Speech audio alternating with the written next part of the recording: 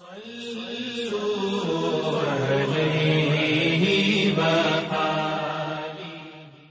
اللہ الرحمن الرحیم۔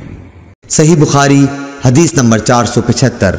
عباد بن تمیم نے اپنے چچا عبداللہ بن زید بن عاصم مازنی رضی اللہ تعالیٰ عنہ سے روایت کیا ہے کہ انہوں نے رسول اللہ صلی اللہ علیہ وسلم کو چت لیٹے ہوئے دیکھا۔ آپ اپنا ایک پاؤں دوسرے پر رکھے ہوئے تھے۔ ابن شہاب زہری سے مروی ہے، وہ سعید بن مسیب سے روایت کرتے ہیں کہ عمر اور عثمان رضی اللہ تعالیٰ عنہ بھی اسی طرح لیٹتے تھے۔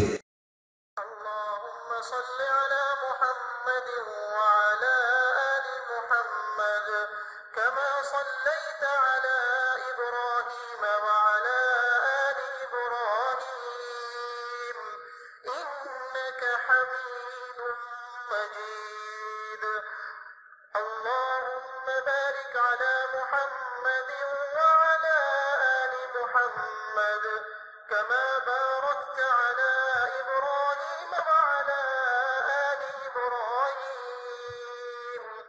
إنك حميد مجيد۔